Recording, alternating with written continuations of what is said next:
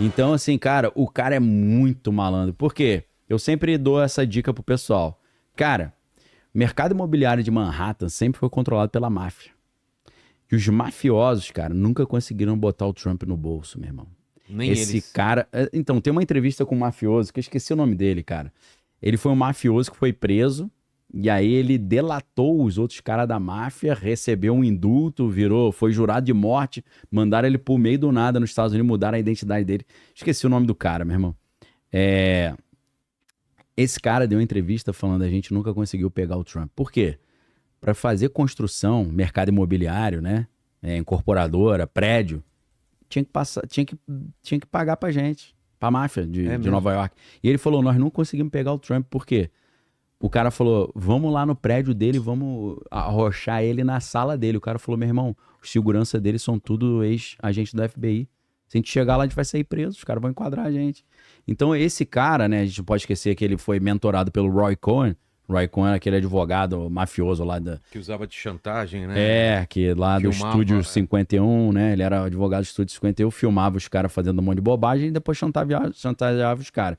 Isso é método da máfia também. A Pois máfia é. sempre fez isso e a CIA e o FBI aprenderam a fazer isso com a máfia. Isso está no livro One Nation Under Blackmail, volume 1 e volume 2 da Whitney Webb. É, o Trump, cara, para você conseguir montar um business imobiliário em Nova York e você não ser engolido pela máfia, tu tem que ser ninja pra caramba, irmão. Então esse cara não é bobo, não. O cara é ninja, né? Claro que não existe bilionário bobo, Não. mas ele é muito menos bobo do que ele aparenta ser, com as coisas que ele fala e tal. Na verdade, eu tava fazendo uma comparação entre o livro do Trump, A Arte da Negociação, com as 48 Leis do Poder do Robert Greene. 48 Leis do Poder é tipo o Maquiavel total. É tipo o falem mal, mas falem de mim. Nunca queira aparecer mais que o seu chefe, né? Nunca queira ter mais destaque que ele. Use a polêmica para poder se promover. É um troço meio, eu não gosto não. Acho que é um jogo baixo nível, Sei, assim, sei. né? Forçação de barra. Mas o arte da negociação do Trump é isso, cara. É nessa estratégia, né? Ah E lá. é claro que hoje, você estudar geopolítica hoje, ou fazer uma análise geopolítica hoje, sem levar em consideração esses critérios dele, você não vai conseguir ter a leitura certa. Porque o cara não segue uma linha reta, ele segue uma linha Agora, sinuosa. agora vem a dúvida, né? A gente sabe do ego e da força que tem o Planeta Trump. Ego, lembra? Agora, tem gente grande manipulando ele, ou ele não se deixaria ser manipulado, ou ele faz parte do pessoal que tá dando as cartas mesmo? Porque sempre parece que tem alguém atrás, alguém maior, né? E eu acho que tem alguém maior que ele, né? As Big Techs são maiores que ele. Cara, é uma excelente pergunta. E Porque ele tem o poder na mão, né? Ele tem a caneta mais Cara, ele tá muito desejada poderoso. do mundo, Ele né? tá poderoso demais. Porque você tá vendo até as Big Techs estão se curvando a ele. Cara, eu vou levantar hipóteses para sim e hipóteses para não, né? Existe a hipótese de que, em tese, eu acho que ele responderia só o Klaus Schwab, o ex, né, do... Porque o substituto do Klaus Schwab no Fórum Econômico Mundial, que é o Larry Fink da BlackRock, eu acho que tá no mesmo patamar que ele ou abaixo, De poder? no nível Sei. dos bastidores do poder global. Essa é uma teoria. Outra teoria diz que o Trump tem certas capivaras no relacionamento dele com Epstein, Jeffrey Epstein. Isso aí, mais uma vez, eu indico os 2 livros, não tem em português, infelizmente.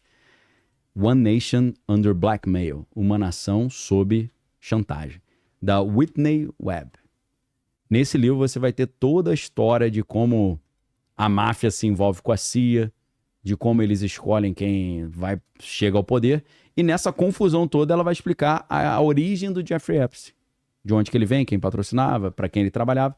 E é claro que a gente não pode negar que Trump teve um longo relacionamento com Jeffrey Epstein, né? Naquele contexto de Nova York, principalmente. Ele frequentava o clube do Trump de golfe lá em Mar-a-Lago. Teoricamente, o Jeffrey Epstein foi expulso do clube porque ele assediou uma menina menor de idade, filha de um jardineiro que era funcionário do clube. Então, assim, dizem que Trump teria alguns documentos comprometedores, o famoso compromate dos russos, e quem tem posse desses documentos usa isso para chantagear o Trump. existe essa questão. Aí a fotinha dele com Jeffrey Epstein, né? Se o Trump é chantageado por alguém, seria por quem tem esses documentos do Jeffrey Epstein. E nesse caso, obviamente, esses documentos do Jeffrey Epstein estariam com algumas agências de inteligência, principalmente, não só a britânica, mas israelense também. Entendi. Então, o relacionamento dele com Israel, alguns dizem que é um pouco na base das chantagens. Se você não fizer o que a gente está pedindo, a gente libera os documentos. Assim como aconteceu com Bill Clinton, né?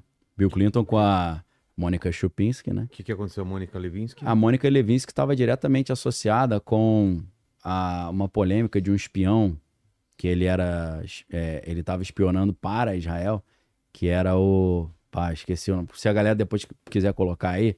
No chat? Cara, pô, como é que é o nome do maluco? Na época do Ehud Barak. Esse é Pollard, o nome do cara, acho que é Jackson Pollard ou John Pollard, um negócio assim. O sobrenome dele é Pollard. Eles estavam querendo que esse cara fosse liberado. Os americanos prenderam o cara como um espião. E aí eles insinuaram, né? Existem algumas matérias sobre isso, até de veículos israelenses, que vão falar que naquela época, inclusive, Benjamin Netanyahu estava falando, olha, libera aí, senão a gente vai arrumar um jeitinho de te atrapalhar. Pois é. E aí existe toda uma teoria que Mônica Lewinsky foi colocada lá para quebrar as pernas do Bill Clinton porque ele não estava obedecendo. Então, inclusive existe uma teoria, a Melania Trump processou o cara que falou isso. Por quê? O cara falou que quem apresentou a Melania Trump pro Donald Trump foi o Jeffrey Epstein. Ela processou. Processou por causa disso. Dizendo que é mentira, né? Aí a Mônica Lewinsky famoso vestido que ela guardou durante muito tempo. Né? Então. Parece. E de vez em quando ela aparece aí, né? Ela ainda dá uns pitacos aí. Então, se você quiser, Vilela, a gente pode mostrar como é que o Ray Dalio explica a sucessão das ordens mundiais. Vamos lá. Depois a gente explica como é que o Trump tá bom. acelerando esse processo. Cara, o Ray Dalio, ele começa lá com o Império Holandês, cara. Porque geralmente a gente pensa assim, pô, Espanha e Portugal, né, dominaram o mundo, depois a França, sei lá, a Inglaterra, mas a Holanda, cara, teve ali entre os anos 1600 e 1700, inclusive eles eram chamados de os carreteiros do mar, né, os comerciantes do mar, e a Holanda foi o primeiro império moderno a dominar o comércio global. Explicitamente, né? Os caras conseguiram através da marinha, né, e da navegação. Então, os holandeses criaram praticamente o mercado financeiro internacional. É uma invenção deles isso, né? Com o Banco de Amsterdã e a própria bolsa holandesa. E aí a moeda deles, que é o florim, naquela época se tornou reserva de valor global, né? A principal reserva mundial, todo mundo usava o florim.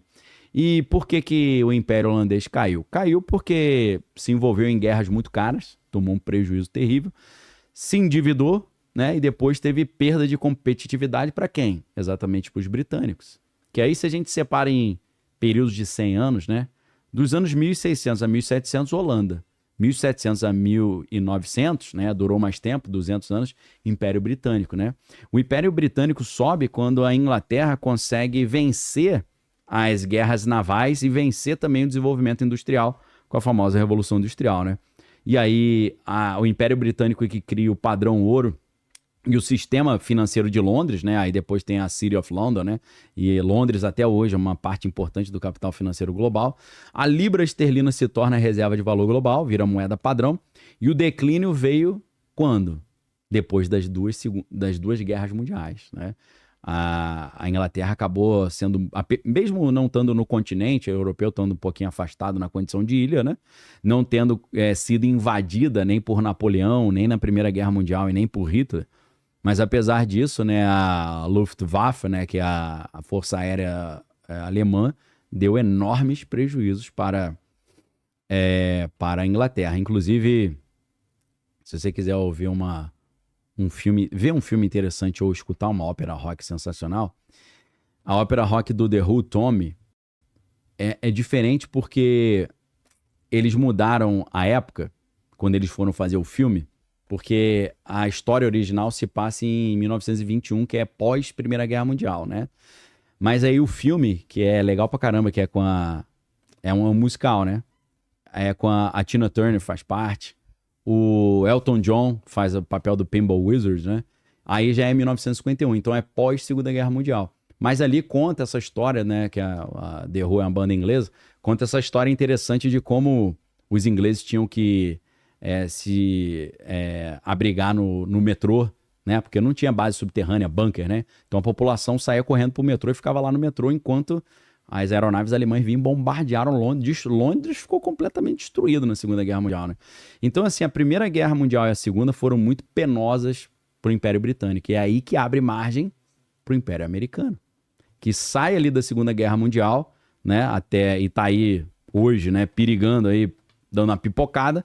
De 1945, então, quando acaba a Segunda Guerra Mundial até hoje, Estados Unidos ali ficaram no topo, criaram um novo sistema monetário, que é o Acordo de Bretton Woods, colocaram o dólar como reserva de valor mundial, que é a moeda oficial mundial, investiram pesadamente em tecnologia, educação e infraestrutura, só que em segundo Ray Dalio nesse livro, os Estados Unidos agora estão seguindo o roteiro da queda.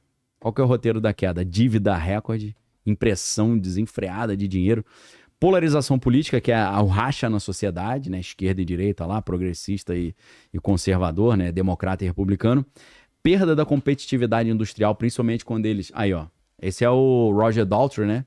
Fazendo o papel do Tommy, né?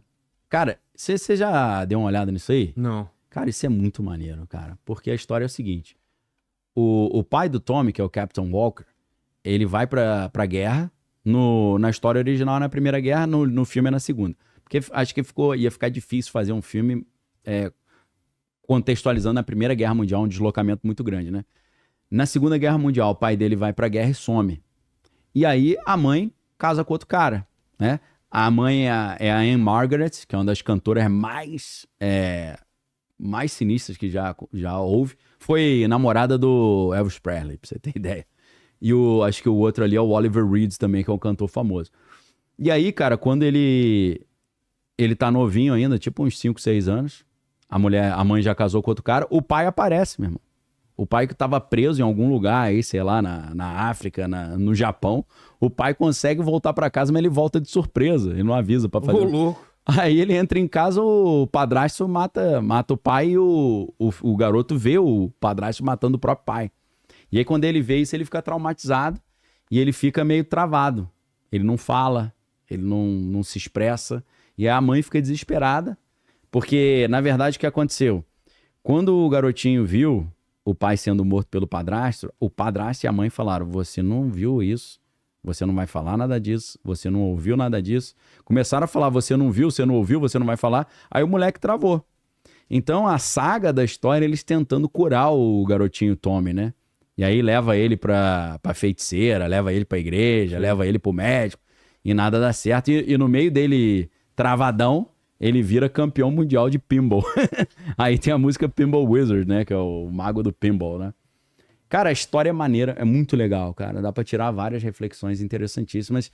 Por que eu citei? Porque conta esse contexto da Inglaterra sofrendo os ataques alemães, sofrendo tanto prejuízo que isso acabou destruindo o Império Britânico, né?